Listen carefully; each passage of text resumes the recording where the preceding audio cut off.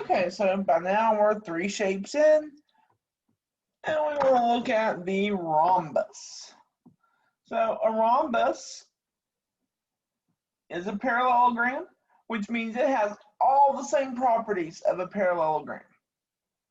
So to start out, let's list those 5 properties once again. So let's see, we have opposite sides parallel.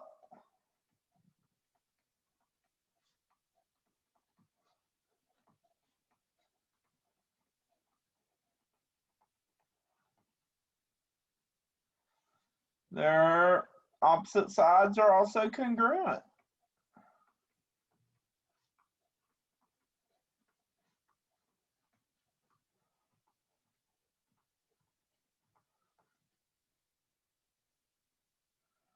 Oh, I forgot my S. Well, what do we know about the angles? Opposite angles are congruent.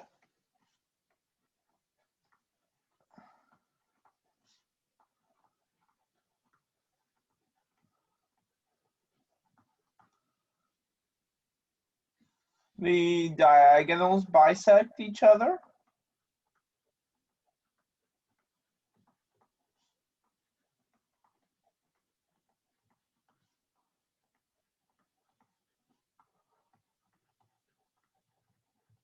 And consecutive angles are supplementary.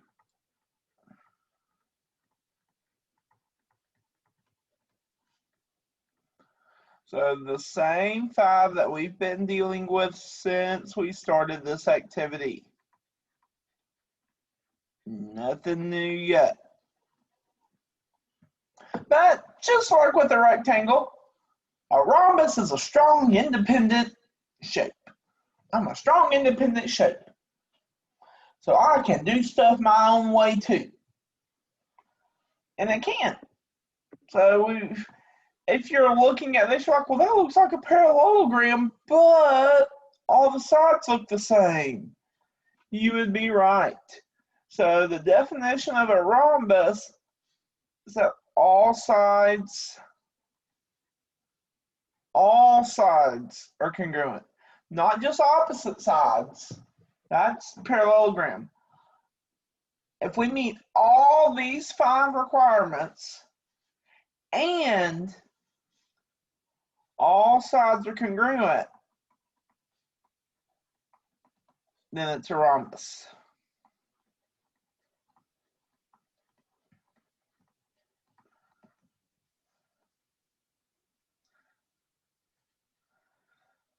Okay, and then it says to find 7 and 8, we need to draw some diagonals here. So let's do that right quick.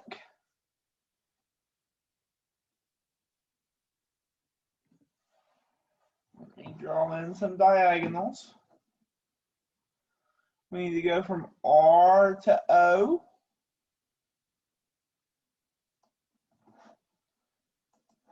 And then from H to M.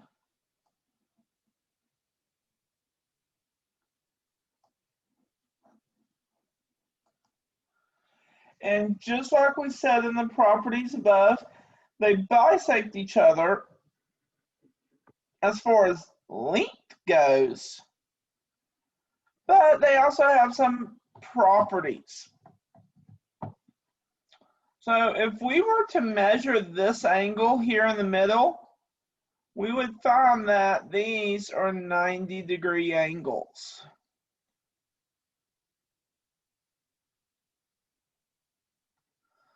So I'm just going to write 90 in here, which means the diagonals are what? Perpendicular.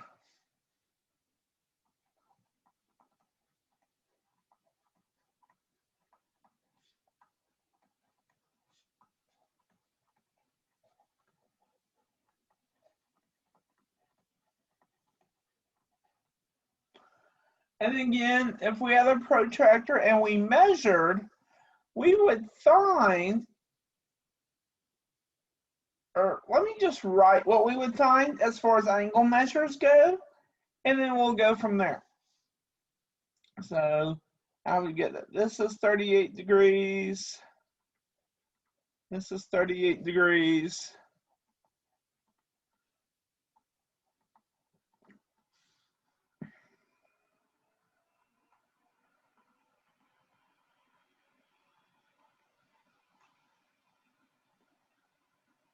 So if I were to measure these with a protractor, this is what I would find.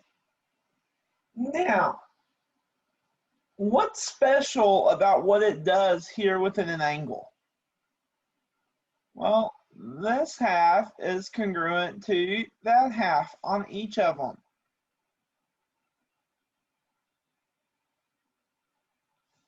So then these are congruent.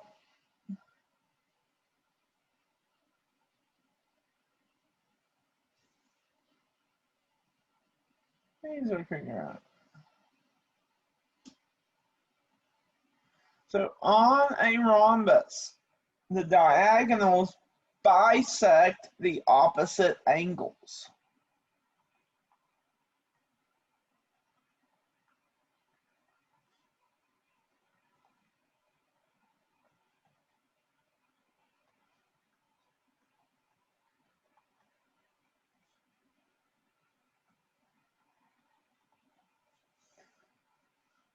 So those are our properties of a rhombus.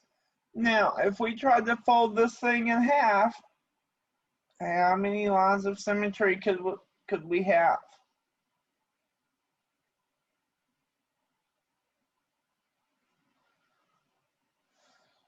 Well, we would actually have two here. Because we have an isosceles triangle on each side, if I fold it along my diagonals, I could fold it perfectly in half. So a rhombus has two lines of symmetry.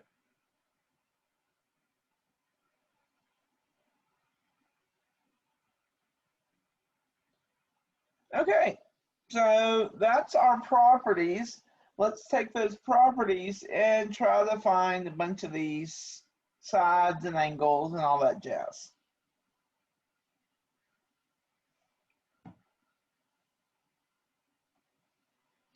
Now, before we try to worry about blanks and doing stuff in order, let's just look at the picture and see what we can fill in from the get-go, fill in all the blanks, and then look at what's left. So let's see. I know that diagonals intersect here in the middle at what kind of angle? A right angle. If you were like, yeah, I don't know. Look at our picture up here. They make a right angle when they intersect. So I'm going to go in and write in 90 degrees up here.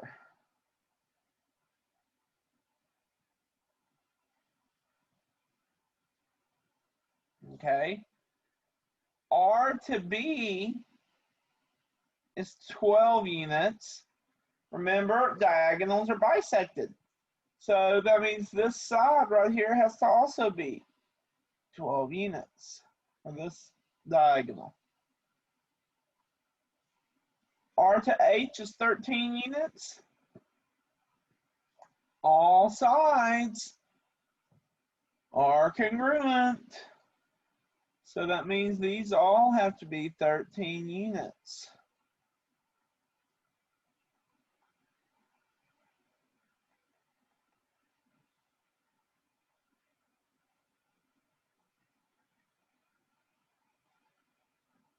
Okay, what else do we know? Well, I know this angle is 35.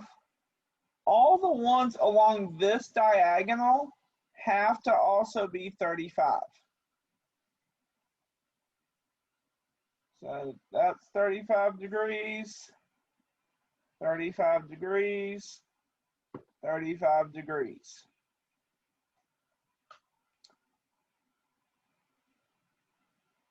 And then I need to figure out my other diagonal So to do that, let's focus just on this triangle for a second, right here.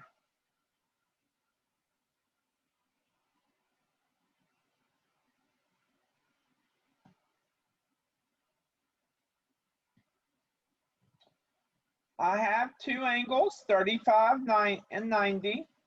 I need to figure out my third. So what can I do? Add them together, 35 plus 90.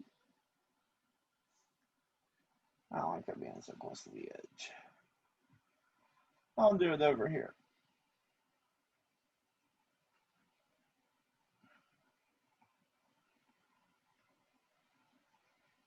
Which gets me 125. Subtract that from 180.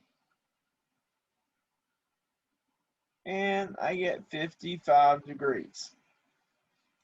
So that means angle 2 is 55 degrees. Well, if angle 2 is 55, all of these angles along this diagonal have to also be 55 degrees.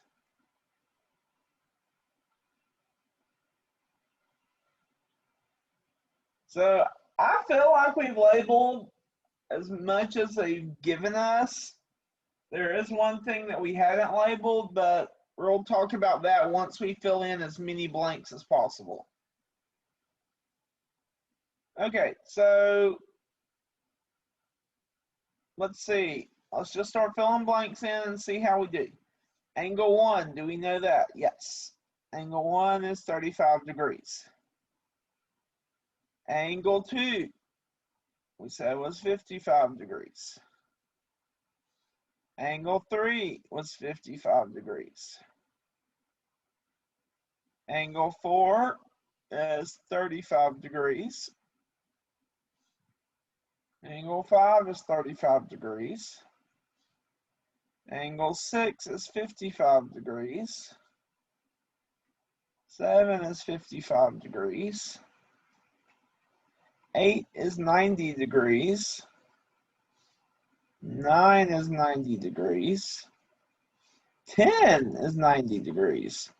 We did pretty good on the angles, so we got them all figured out. Now let's look at the other parts. So the sides now, or the segments. HO, we said was 13 units.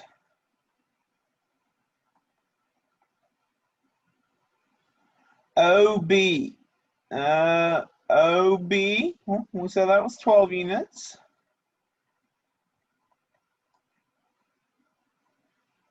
MO, we said 13. HB, yeah, about that. RM, 13 units. HM, yeah, about that. So we did pretty good. There's only two little pieces that we haven't figured out yet. So now we've got to try to figure those out. What do we know though about HB and BM? They're congruent. So since I already have this triangle outlined in green, let's figure out what BM is, and that would give me HB. Now, I have right here, remember, a right triangle. So to get MB, I can call this side X and use the Pythagorean Theorem. So 12 squared plus X squared equals 13 squared. 12 squared is 144. 13 squared is 169. Subtract 144. We get X squared equals 25. Square root it, x equals 5. Okay, x is 5. So that means this side is 5 right here. If MB is 5, that means HB is 5. So I found HB. It's going to be 5 units. What about all the way from H to M? If I do 5 plus 5, what would I get? 10. So HM is 10 units.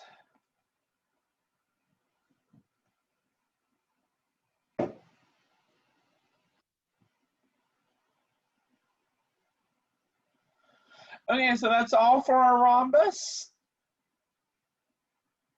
We figured out the properties, we worked a problem with it, so that's our little introduction. We'll do more of this later this week, more of the rhombus at least later this week, but for now that's where we're stopping with rhombus.